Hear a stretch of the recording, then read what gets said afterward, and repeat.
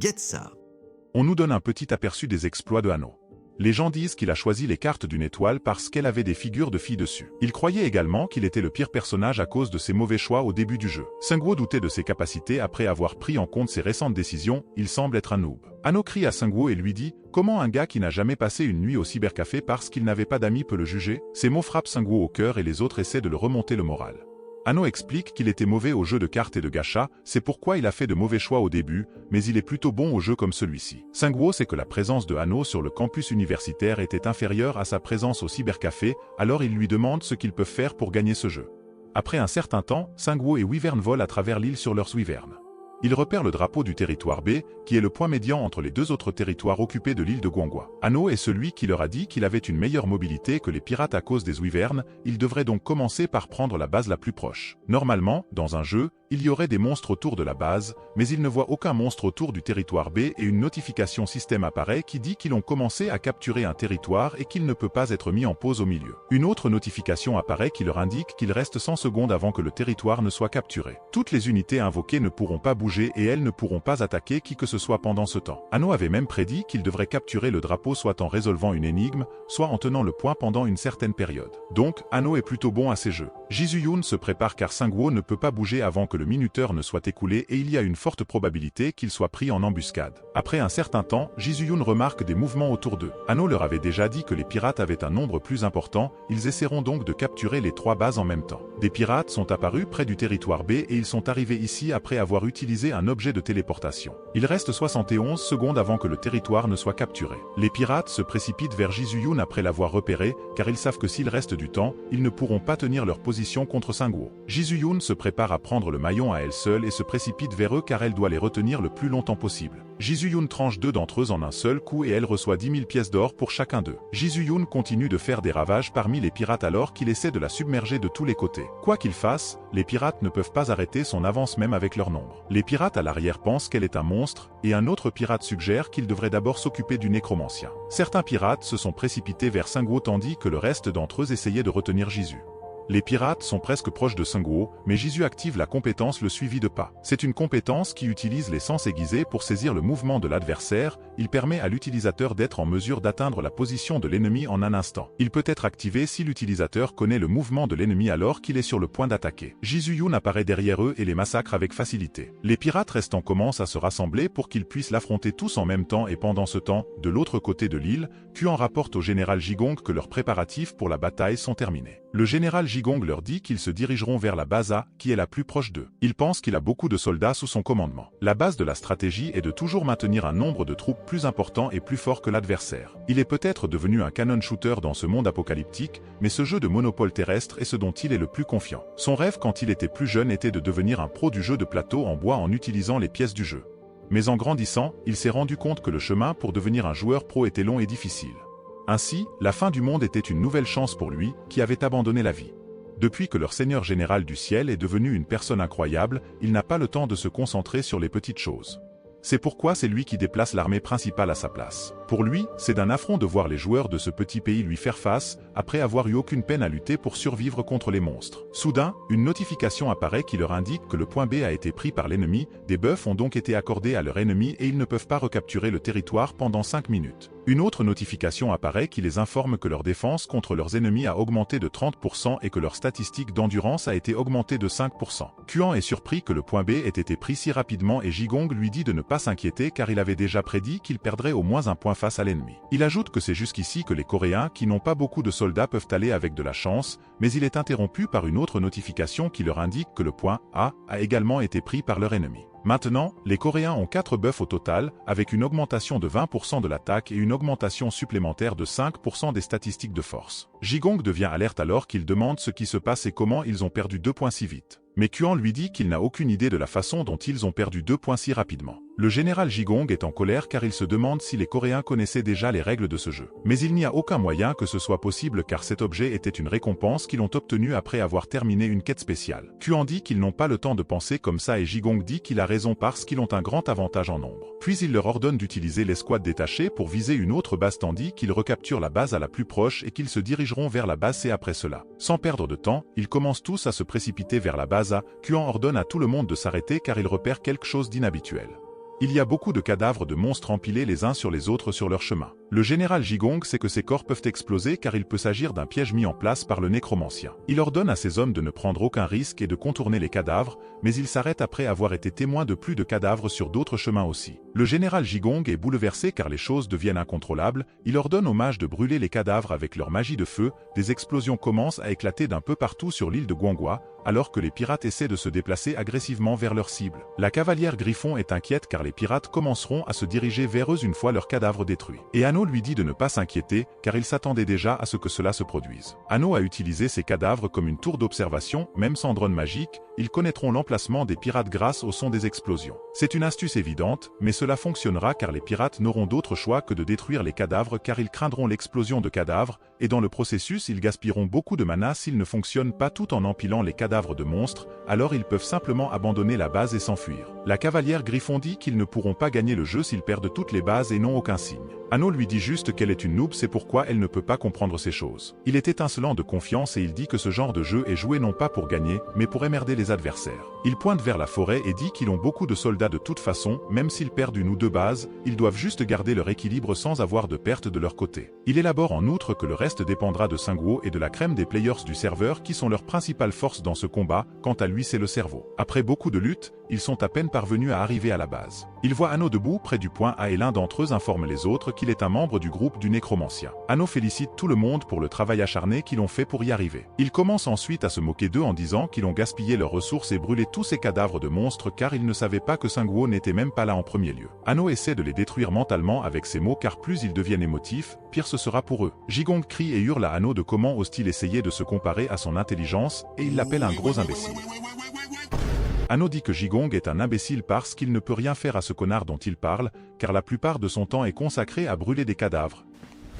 Emotional damage. Kuan intervient et crie en disant comment ose-t-il parler à ses aînés de cette manière, et il remet en question les étiquettes des pays d'Asie de l'Est. Jigong ordonne à ses hommes de tuer Anno, et ce dernier commence à se retirer du point. Jigong serre les dents, car il n'a pas pu mettre la main sur le connard de Anno, mais ils ont quand même obtenu une base de l'ennemi. Il demande à l'autre équipe combien de temps ils vont prendre pour capturer la base de la mer. Huawei l'informe qu'il est à la base de la mer, mais le nécromancien est également là, il le contactera donc à nouveau après s'en être occupé. Huawei est assez confiant pour abattre Sungwoo car il est occupé à capturer le drapeau et ses unités sont immobiles. Donc lui et ses coéquipiers commencent à se précipiter vers Sungwoo à pleine vitesse pour s'occuper de lui avant qu'il ne puisse complètement occuper la base de la mer. Pendant ce temps, Sungwoo pense que cette équipe chinoise n'est constituée que des idiots parce qu'il ne tient qu'un faux drapeau et ils auraient reçu une notification que quelqu'un capture cette base s'il s'agissait d'un vrai. De l'autre côté, Huawei est assez heureux car il obtiendra une grosse promotion et un mot d'appréciation du Seigneur général du ciel. Soudain, ils reçoivent tous un message selon lequel la base de la mer est toujours inoccupée. Sungwoo commence à sourire car il sait qu'il est déjà trop tard pour eux et qu'ils sont tombés dans son piège. Les pirates crient aux autres de battre en retraite, mais il est trop tard pour eux car les invocations de Sungwoo ont déjà commencé à les réduire en morceaux. Sungwoo hésite à complimenter Anno parce qu'il deviendra arrogant après l'avoir entendu. Mais cette stratégie d'utilisation d'un faux drapeau a également été suggérée par lui. Il a également suggéré une autre stratégie pour capturer le drapeau tout en se cachant sous le sol. Huawei se retrouve encerclé de toutes parts par les sbires de Sungwoo et il leur ordonne de tous les tuer afin qu'ils puissent capturer le drapeau sans aucun problème. Huawei, dans le désespoir, utilise beaucoup de cercles d'invocation, ainsi des monstres marins et beaucoup d'eau sortent des cercles et la zone autour d'eux est inondée en un instant. Toute la zone a été recouverte d'eau de mer, ne laissant aucune chance à Sungwoo et à ses sbires de s'échapper. Après un certain temps, l'eau commence à disparaître et les créatures marines ne peuvent pas survivre longtemps sans eau. Huawei et ses coéquipiers ont survécu à l'inondation en utilisant des masques pour respirer sous l'eau et ils pensent qu'ils ont eu le nécromancien pour de bon cette fois. Huawei dit qu'il faudra un certain temps pour que les créatures marines meurent complètement, mais ils ont dû détruire les sbires et le nécromancien cette fois-ci. Ils ont une synergie de rang 2 appelée les Marine Boys. C'est une synergie défensive qui nécessite que l'équipe porte 20 armures de type maillot de bain ou plus. Il augmente l'endurance sous-marine de 10% et il permet aux membres du groupe de se déplacer librement sous l'eau ou sur les zones humides. Huawei ordonne à ses hommes de trouver le cadavre du nécromancien. Et s'il est en vie, alors il doit à peine s'accrocher à sa vie, ainsi ils pourront le finir facilement. Mais malheureusement pour eux, Sungwoo vole juste au-dessus d'eux et il leur dit qu'ils n'ont pas besoin de le chercher. Les marins sont alertes à cet instant car ils ne s'attendaient pas à ce résultat. Sungwoo s'en est sorti indemne grâce à la téléportation instantanée, c'est grâce à la compétence de son bracelet Shadow King et à son wyvern qui était en veille près d'eux. Ce bracelet est un objet légendaire et il augmente la force, l'endurance et la dextérité de 3 points, il peut téléporter l'utilisateur vers une ombre voisine dans un rayon de 100 mètres après l'avoir infusé avec de la magie. Huawei ordonne à ses hommes d'attaquer Sungwoo car la plupart de ses sbires sont déjà morts et le nécromancien sans ses sbires est assez inutile. De plus, ils peuvent se déplacer librement sur ce sol humide.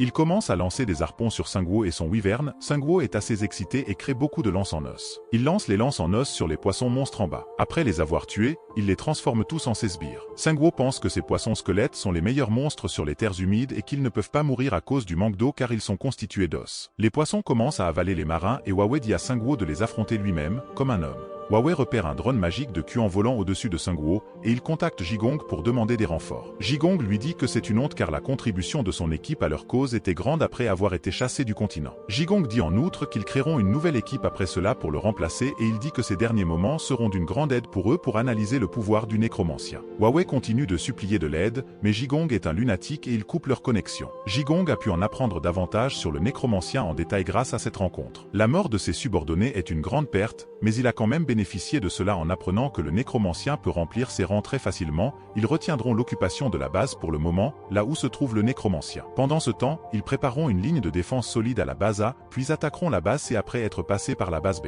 Une partie de leur armée attaque déjà la base B, ils n'ont pas à s'inquiéter de l'explosion de cadavres, car le nécromancien est à la base C et ils s'occuperont de ce connard. Ano et les joueurs coréens occupaient la base B. Celui-ci contacte l'équipe chargée de capturer la base B pour le rapport. Le chef d'équipe a informé Jigong qu'il y avait des monstres dans la base B et qu'il avait l'air assez terrifié. Les deux monstres auxquels il fait référence s'avèrent être Ano et Jisuyun, qui font des ravages dans leur rang. Il fait son dernier rapport au seigneur général de la Terre alors que Ano de l'étoile du Nord s'approche de lui. Il devient rapidement en colère après avoir subi une autre perte et renverse la table avec l'ordinateur portable. Celui-ci ne peut toujours pas croire qu'il vient de perdre une autre bataille majeure car il pensait que sa stratégie était infaillible. Kuan est très inquiet et il demande à Jigong ce qui va leur arriver et ce dernier ordonne à tous les soldats de battre en retraite afin qu'ils puissent réorganiser leur plan. Pendant ce temps, de l'autre côté, Jisuyun et Ano viennent de terminer le dernier pirate de la base B. La cavalière Griffon et les insulaires sont très heureux car ils ont tous deux terminé une escadre entière de pirates par eux-mêmes sans subir de pertes. La cavalière Griffon dit que Ano est assez fort, contrairement aux rumeurs qui disent qu'il utilise le nécromancien pour gravir les échelons et Ano devient plus arrogant car sa fierté perce le toit après l'avoir entendu. Mais il redescend sur terre et lui demande qui répand ces rumeurs selon lesquelles il est porté par le nécromancien et la cavalière Griffon dit qu'elle n'en a aucune idée. Jisuyun demande à Ano ce qu'il devrait faire ensuite ou s'il devrait simplement utiliser la même stratégie encore et encore pour réduire le nombre de pirates, et Ano dit que la même stratégie ne fonctionnera pas à chaque fois et qu'il devrait simplement conclure les choses. Il lui dit en outre que faire du surplace pour gagner du temps est une bonne chose pour un jeu, mais lorsque les gens ne voient pas de résultats rapidement, ils commencent à s'ennuyer. Mais ce n'est pas le type de jeu auquel il joue ici. Les pirates peuvent avoir des objets qui peuvent changer toute la situation en un instant, et il y a beaucoup trop de variables, c'est pourquoi ils doivent terminer toute cette affaire avant que les pirates ne puissent trouver une nouvelle stratégie. Tout ce que Ano vient de dire a été transmis à Sungwoo sur le Talkie-Walkie et il a demandé s'il y avait des questions. Il a dit qu'il n'y avait pas de questions car tout ce que Ano vient de dire a du sens. Dans cette situation, pour faire de cette victoire une certitude, il faudrait les éliminer avec leur puissance écrasante. Le drone magique suit toujours Sungwoo. Kuan, qui utilise son drone, a informé le général Jigong que le nécromancien vole vers leur emplacement actuel. Jigong dit que le nécromancien doit être devenu fou parce qu'il a une armée, mais ce n'est rien comparé à leur nombre. Les autres utilisateurs de drones ont informé le général Jigong que ce n'est pas seulement le nécromancien, car les autres joueurs coréens qui sont à la base B se dirigent également vers leur direction. Peu importe combien de fois Jigong y pense, il ne peut pas comprendre pourquoi les joueurs coréens abandonnent simplement leur base car ils peuvent les occuper facilement en envoyant un détachement. Même si les Coréens sont plus forts, ils ne pourront pas gagner contre les pirates après s'être fait voler leur bœuf. Alors ils pensent que peut-être le fait que le nécromancien soit le numéro 2 dans les rangs coréens est le support de leur stratège. Il ordonne donc à ses hommes de jouer la transmission du drone magique en direct à la télévision devant lui. Il pense peut-être que les joueurs coréens ont eu de la chance jusqu'à présent car ils prennent maintenant des décisions irrationnelles. Il a envoyé quelques hommes pour capturer une base, mais il y a encore quelques squelettes qui protègent cette base. Ces hommes lui rapportent qu'ils sont attaqués par des squelettes géants et qu'ils sont submergés par eux. Jigong pense que les créatures invoquées disparaîtront ou ne pourront pas bouger une fois que leur distance par rapport à leur invocateur augmentera et il pense attendre un peu plus longtemps afin que la distance entre le nécromancien et ses sbires augmente. De plus, ils ont encore beaucoup de rouleaux de téléportation, ce qui leur permet de continuer de téléporter plus d'hommes à la base. Après un certain temps, les pirates deviennent alertés après avoir vu quelque chose. Il s'avère que c'est une grosse unité méca qui les attendait, et le pirate se plaint que le nécromancien triche car ils ne sont pas dans un anime méca. Sungwoo a nommé cette unité le guerrier légendaire Necrogan. Les pirates n'ont jamais entendu parler de quelque chose comme ça auparavant, et un pirate attaquant leur dit qu'ils sont confrontés à un héros légendaire, ce qui fait d'eux le groupe maléfique. L'un des pirates informe les autres que ce n'est pas une unité méca en or, il a l'air similaire en apparence, mais il est fait debout. Il commence à l'attaquer après avoir dit que ce n'est pas légendaire. Les golems peuvent se déplacer seuls et suivre les ordres qu'ils ont reçus précédemment, même s'ils sont loin de leur créateur. Les pirates sont assez heureux car le golem golem se brise assez facilement, mais tout à coup, un pirate est attrapé par lui et crie que le golem se soigne. Le pirate crie que le héros légendaire a pris un otage. L'unité mecha parle et leur dit qu'il n'y a pas besoin en tant que machine aux spécifications écrasantes de retenir les organismes inférieurs en otage. Il leur dit que sa mission est de protéger la base et que pour le bien de sa mission, il doit se débarrasser de tous les organismes inférieurs. Il utilise alors une grosse vague d'énergie en utilisant beaucoup de mana, qui souffle la plupart des pirates. La seule faille de cette unité mecha est qu'elle a besoin de beaucoup de mana, mais Sungwoo ne peut jamais manquer de mana sur le champ de bataille, il est donc presque imparable. Sungwoo détient le cristal légendaire du chaos qui donne à son détenteur un attribut de chaos, ce qui fait augmenter son mana de 500 et restaure le mana à 250%. Il draine le mana et la santé tout en attaquant de 3%, ce qui fait de cet objet le meilleur choix pour un joueur de type mage. Jigong, qui regarde tout cela à travers le drone magique, ne peut pas croire que ses troupes se font gifler assez fort par le nécromancien. Il pense que toutes les informations qu'ils ont recueillies ne sont pas du tout correctes. Il pense peut-être que quelqu'un a répandu de fausses informations à son sujet dans toute la Corée pour le faire paraître faible. Il a promis à son seigneur, le général du ciel, qu'il serait victorieux ici, mais tout a mal tourné. Les géants écrasent les rangs des pirates et l'unité de pirates leader ordonne à ses hommes de préparer la magie de glace. Les mages de glace gèlent leurs membres avec leur sort de glace. Le chevalier de la mort et droit saute par-dessus leur emplacement car il est temps pour eux de se salir les mains. Après avoir atterri, ils commencent à déchirer les pirates en lambeaux. Le général Jigong ordonne à ses hommes de cibler le nécromancien car tous ses sbires mourront automatiquement après sa mort. Les pirates portent le même uniforme pour une raison car il leur donne une synergie défensive qui augmente toutes leurs statistiques de 2. Les pirates pensent qu'avec tous leurs bonus de statistiques, ils seront en mesure de se débarrasser du nécromancien. Certains d'entre eux repèrent le nécromancien et ils informent leurs membres de l'attaquer en même temps. Ils commencent à se précipiter vers lui en même temps car ils pensent pouvoir submerger Sungwoo avec leur nombre. Mais Sungwoo tranche facilement la plupart d'entre eux avec sa faux du faucheur. Toute la zone devient rouge avec le sang des pirates qui l'ont attaqué de front. Sungwoo leur dit qu'il est plus faible que la plupart de ses sbires, mais dans son mode faucheur, il est complètement imparable. Sungwoo peut utiliser le pouvoir d'une liche, ce qui augmente le nombre maximum de ses sbires de 50 et augmente toutes ses statistiques de 10. Il peut également régénérer les morts-vivants détruits à proximité autant de fois que le nombre maximum d'unités dans son groupe. Sungwoo n'est pas très adapté pour utiliser cette faux comme arme,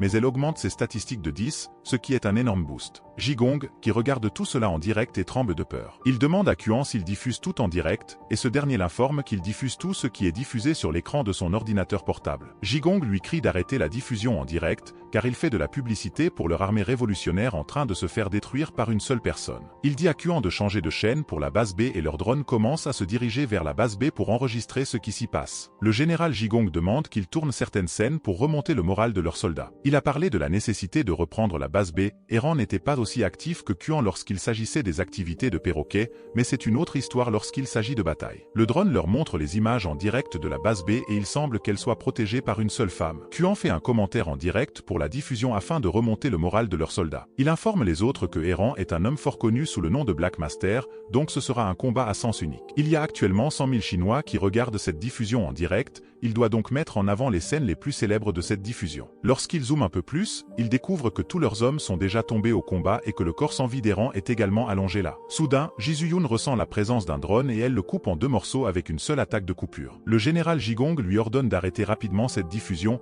car cela ne fera que faire perdre le moral à leurs soldats. En même temps, les pirates sur la base tiennent à peine le coup. Ils pensent qu'ils recevront bientôt le bœuf de base B car Eran y est allé pour la reprendre. L'un des pirates qui regardait la diffusion pense au combat et informe les autres pirates de le base à que leur combattant le plus fort, Eran, vient de mourir. Les soldats perdent leur morale à un rythme très rapide. Pourtant, ce jeu a été mis en place par eux au départ, mais ils le perdent très mal. Jigong ne peut plus supporter cela et il commence à se diriger vers le nécromancien tout seul. Il commence à balayer tous les sbires sur son chemin avec l'aide de son canon à glace. Il défie Sungwoo de sortir pour l'affronter comme un homme. Après s'être débarrassé de certains sbires, il repère Sungwoo au loin. Il commence à se préparer pour tirer sur lui sans perdre plus de temps. Finalement, il tire le canon, qui touche directement Sungwoo. Mais après un certain temps, il découvre qu'il a bloqué le canon à glace avec un bouclier d'os. Jigong peut sentir que ce n'était pas complètement bloqué car il peut entendre un son de grincement provenant de son corps. Donc il continue de le bombarder avec des tirs de canon à glace pour le transformer en sculpture de glace. Soudain, Anno apparaît derrière un buisson et il commence à se moquer de lui. Ce dernier éclate de colère en pensant que ce petit émerdeur de manipulateur était responsable de la défaillance de son pouvoir militaire dès le début. Il détourne ses attaques vers Anno, mais Anno les esquive facilement sans y prêter attention. La projection de Sungwoo disparaît au loin et il apparaît juste derrière lui et il lui dit qu'il n'aurait jamais dû détourner le regard de son ennemi. Avec ces mots, Sungwoo le tranche en 2 au niveau du buste avec sa faux, Jigong gèle la partie coupée dans le processus. Sungwoo lui dit que cela doit être douloureux, mais qu'il devrait sourire parce qu'il est à la caméra en ce moment. Jigong pense qu'il a ordonné d'arrêter la diffusion, mais Kuan lui dit qu'il est désolé, mais il n'avait pas d'autre choix que de diffuser tous les événements pour leur seigneur général du ciel, qui est au Tokiwoki en ce moment. Leur seigneur général du ciel dit qu'il semble que Jigong ait échoué, mais ce dernier est toujours têtu, et il dit qu'il peut encore gagner avec les soldats restants. Le seigneur général du ciel dit que c'est dommage qu'il ait échoué, mais il est satisfait de cela, car cela lui a permis d'en apprendre davantage sur les capacités réelles du nécromancien et de ses compagnons. Il peut donc aussi être appelé à nouveau, puis il répète les mêmes mots que Jigong, qu'une pièce d'échec comme lui peut toujours être remplacée. Sungwoo en a assez entendu, alors il tue tous les pirates autour de lui. Sungwoo dit qu'il est désolé d'interférer dans sa transmission, mais il est temps pour lui de finir le jeu. Il dit également que s'il pense toujours que la Corée est un pot de miel gratuit, alors il peut venir personnellement car il sera toujours là pour l'accueillir. Pendant ce temps, de l'autre côté de l'île, les pirates se battent contre les habitants de l'île. Grâce à leur supériorité numérique, les pirates prennent l'avantage sur les joueurs. L'un des pirates assène un coup puissant à un joueur, prêt à le tuer. En effet, le jeu récompense davantage la mise à mort de joueurs humains que celle de monstres. Cependant, tout s'arrête brusquement lorsqu'une annonce système retentit. Le point A été capturé par l'équipe coréenne, et 8 énormes bonus sont accordés à tous les joueurs coréens sur l'île. Le joueur coréen, pourtant faible, saisit la main du pirate qui s'apprêtait à le tuer. Il déborde de puissance, et le pirate le supplie de lui laisser la vie sauve. Les joueurs coréens surpassent les joueurs chinois et semblent invincibles. Pendant ce temps, de l'autre côté de l'île, Sungwoo a finalement pris le contrôle des 3 points stratégiques. Il trouve ces bonus bien trop puissants pour un simple mini-jeu et ne comprend pas pourquoi ils ont fui le continent alors qu'ils possédaient un tel avantage. Une notification apparaît, annonçant que le mini-jeu prendra fin dans 8 heures. Sungwoo estime que ce délai est plus que suffisant pour régler les choses ici. En plein après-midi, la plupart des pirates de l'île ont été tués ou capturés par les joueurs coréens qui ont porté un coup décisif aux pirates chinois. L'un des pirates chinois annonce sur le micro que tout est fini, à l'exception de ceux qui ont fui vers les navires. Leur flotte entière a été anéantie. Sungwoo pense que, après avoir assisté à ce raid, les joueurs chinois hésiteront avant de s'en prendre aux Coréens. Cependant, le chat est rempli d'éloges pour l'empereur du serveur chinois numéro 1, qui aurait contrôlé plus de 400 unités lors d'une seule bataille. Beaucoup disent que Sungwoo ressemble un peu à leur empereur. Sungwoo est curieux de savoir qui est cet empereur. Il interroge l'annonceur à ce sujet, et celui-ci lui révèle que l'empereur est le vainqueur du serveur 1 chinois. Il est basé à Shanghai et à Beijing, et il se proclame empereur. Sungwoo demande pourquoi les gens le comparent à l'empereur, et l'annonceur lui explique que l'empereur peut également invoquer des unités comme lui. Certains pensent que la plupart des classes 5 étoiles se spécialisent dans le commandement de groupe. Le seigneur vampire le faisait en infectant les joueurs, le procureur le fait en entraînant d'autres joueurs, et le seigneur général du ciel utilise le lavage de cerveau pour contrôler les joueurs. Mais l'empereur est un peu différent des autres, car il invoque des cadavres au lieu de joueurs, et les gens continuent de le comparer à l'empereur. Quelqu'un demande quelle est la classe de l'empereur, mais l'annonceur n'en a aucune idée. Il s'avère que les joueurs les plus puissants en Chine font de leur mieux pour cacher leur pouvoir, tandis que Sungwoo a été contraint de tout révéler en direct. Pendant ce temps, Anno hurle de joie en découvrant un objet sur le corps du seigneur général de la Terre. Cet objet s'avère être un pistolet à main nain de rang héroïque, de 3e niveau. Il peut charger des balles en les insérant simplement. Comme il y a 2 pistolets à main, Anno en donne un à droite, dont les yeux s'illuminent de mignonnerie puis lance l'autre pistolet à Sungwoo, car celui-ci n'est pas doué pour utiliser le mana et Jisuyun est une épéiste, donc les armes sont inutiles pour eux deux. Anno et Droit se mettent ensuite à fouiller les cadavres à la recherche d'objets utiles. Sungwoo décide de réveiller Jigong pour vérifier s'il peut voir ses fragments de mémoire. Heureusement, il reçoit un message lui indiquant qu'il peut consulter ses souvenirs et il est téléporté dans son espace de mémoire avec un éclat de lumière vif, remontant dans le temps. Le navire principal des pirates naviguait sur l'océan Jigong, et à son bord, les membres de l'équipage se réunissaient dans une salle. Là, ils discutaient de la découverte récente d'une statue d'ange, précédée par une statue de démon. Kuan, excité, pose une série de questions. Ont-ils enfin trouvé un indice sur une race absolue? Quels sont les effets et les capacités de ces statues? Sungwoo se souviennent que les anges et les démons faisaient partie des mises à jour futures. Jigong leur apprend que leur seigneur général du ciel a rencontré la statue et qu'elle lui a confié une quête, mais il n'a pas encore partagé les détails avec lui. Kuan, se considérait comme le cerveau de cette rébellion, devrait en savoir plus. Jigong révèle que le seigneur général du ciel expliquera tout en détail après la prise de Guanghua par le mini-jeu. Ensuite, l'équipe se rendra à Séoul et utilisera ce parchemin.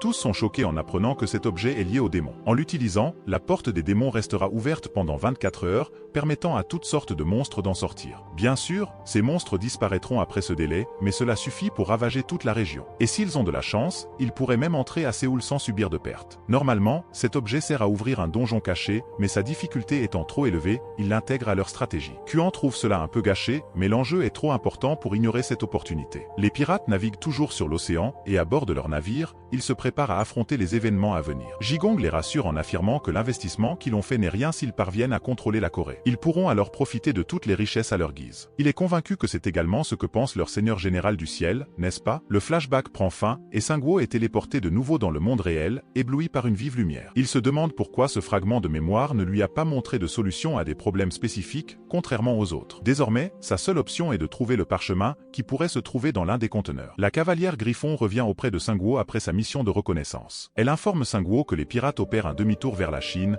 mais qu'il en reste encore beaucoup sur le pont de leur navire principal. Sungwoo pense qu'il reste encore quelques heures avant la fin du mini-jeu et que les navires pirates ne pourront pas quitter la côte immédiatement. La cavalière Griffon ajoute que quelques officiers restent en alerte sur le pont, bouclier levé, et qu'il envisage de partir dès la fin du mini-jeu. Les mages ont créé un immense bouclier autour de leur navire, rendant difficile l'infiltration des morts-vivants, étant donné que nous sommes en pleine mer. Après un moment, Sungwoo se souvient qu'il possède une carte utile qui pourrait s'avérer précieuse dans cette situation. La nuit tombe et les mages restent toujours sur le pont du navire. L'un des pirates remarque que tout est trop calme, tandis qu'un autre le met en garde contre une éventuelle attaque ennemie. Dès la fin du jeu, ils pourront échapper à cette péninsule coréenne infernale s'ils tiennent bon. Soudain, ils aperçoivent Sungwoo et ses oiseaux serviteurs foncer vers eux au loin. Cette fois-ci, Hanno et la cavalière Griffon sont également présents et ils semblent prêts à l'offensive. Les pirates sur le pont se précipitent pour attraper des potions de mana afin que leurs mages puissent maintenir leur grand bouclier intact. Le capitaine pirate affirme que les soldats morts-vivants et les explosions de cadavres ne pourront pas les atteindre. En surface, la cavalière Griffon dit qu'il essaie de tenir le coup aussi longtemps que possible et que briser le bouclier gaspillera beaucoup de mana. Sungwoo lui fait remarquer qu'il sera impossible de s'infiltrer dans le navire par le haut,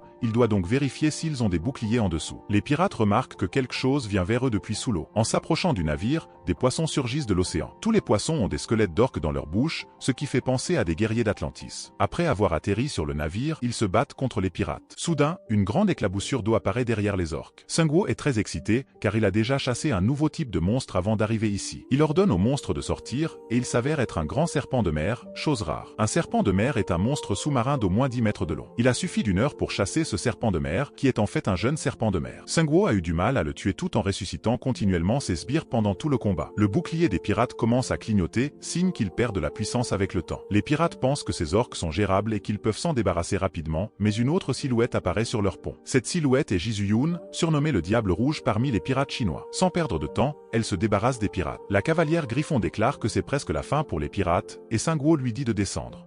Après avoir nettoyé le navire des pirates, les joueurs coréens se dirigent vers lui. Ils commencent à vérifier et à décharger tous les conteneurs contenant des objets de valeur. Étant donné que les pirates envisageaient de créer une base en Corée, ils ont apporté beaucoup de bonnes choses avec eux. Hanno sort avec de nombreux chargeurs extra grands et les montre à tout le monde. Ces chargeurs sont assez rares et peuvent fournir de l'énergie ou recharger des batteries. Hanno informe Sungwoo que ces chargeurs étaient empilés à côté de la salle des machines et il semble que ce soit avec ces chargeurs que ce gigantesque navire était alimenté. Il informe Sungwoo qu'il devrait se diriger vers les quartiers du capitaine, car il y a probablement plus de trésors à y trouver.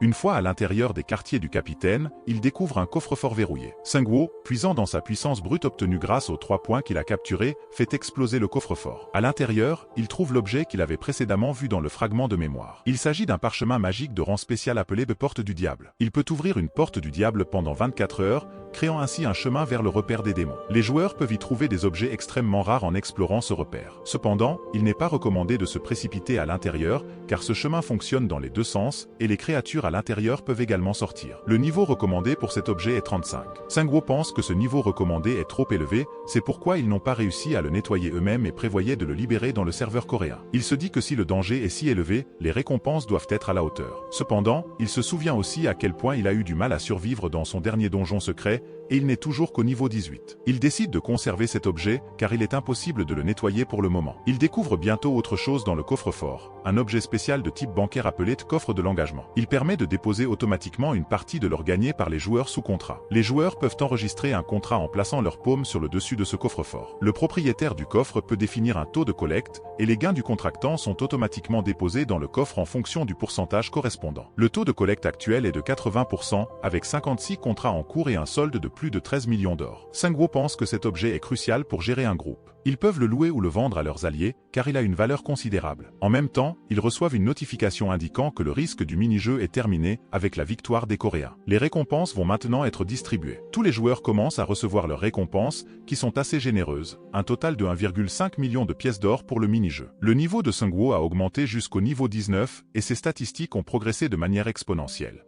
En prime, il reçoit une carte de compétence en montant de niveau, lui permettant d'apprendre la compétence de base de nuage empoisonné mortel. Cette compétence nécessite 30 points de mana et crée un nuage contenant un poison mortel qui provoque une pluie toxique dans la zone pendant 10 minutes, avec un temps de recharge d'1 heure. Sungwoo pense que c'est une bonne compétence de zone qui n'affecte pas négativement ses invocations et que ces pirates insensés se sont révélés être une mine d'or pour eux.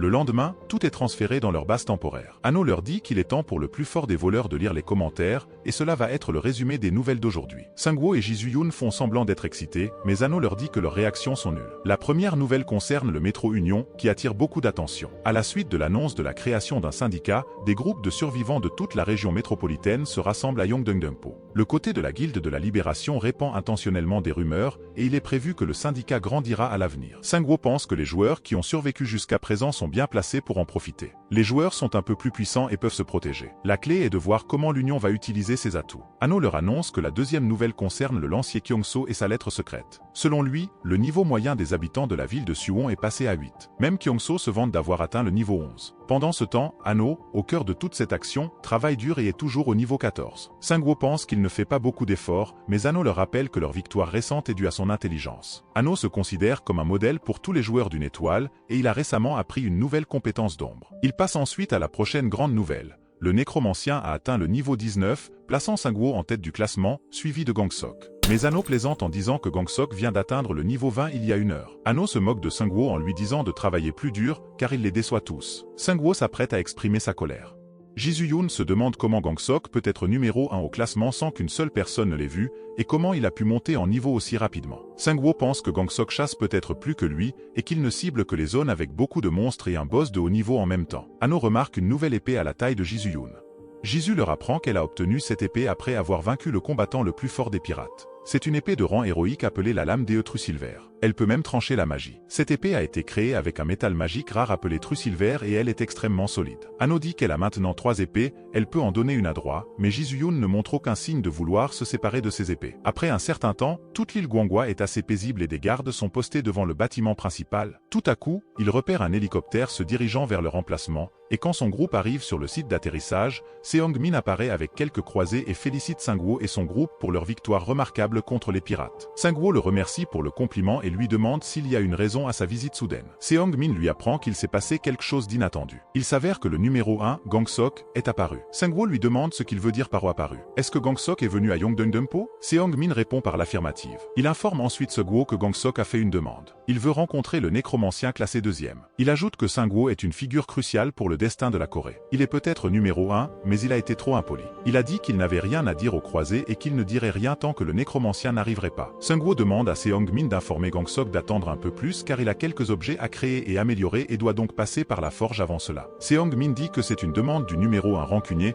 et cela peut causer des complications à l'avenir. Sungwoo dit que même s'il est numéro 1, cela ne signifie pas qu'ils doivent tout faire ce qu'il dit. L'union vient d'être créée, ils ont donc besoin d'un point focal. Sungwoo commence à partir après avoir transmis un message à Gangsok pour qu'il attende. Seong-min pense que cela devient un concours de regard entre les deux classés et il se sent comme une crevette prise dans un combat de baleines. Après un certain temps, alors que tout le monde inspecte les choses au quartier général, un messager arrive en courant et informe Seong-min que son frère vient de les contacter. Il a transmis un message du nécromancien, leur demandant d'attendre car il avait des affaires à régler. Seong-min l'a envoyé en mission, agacé de le voir jouer autant, mais il n'a pas réussi à accomplir une tâche aussi simple. Le messager la rassure en disant que Seong-min est un type sympa et qu'il convaincra le nécromancien. Cependant, ils sont alertés par la voix du procureur, qui leur dit qu'ils n'ont pas le choix, ils doivent attendre. Le procureur est de plus en plus agité, car il est toujours en dessous de Sungwoo, même avant qu'il ne le surpasse. Et c'est une personne qu'il a toujours voulu rencontrer, mais maintenant il ne peut même pas le voir, car il reçoit sans cesse une notification qu'une énergie inconnue envahit la zone. Cette énergie inconnue est émise par Gangsok, qui attend patiemment l'arrivée du nécromancien.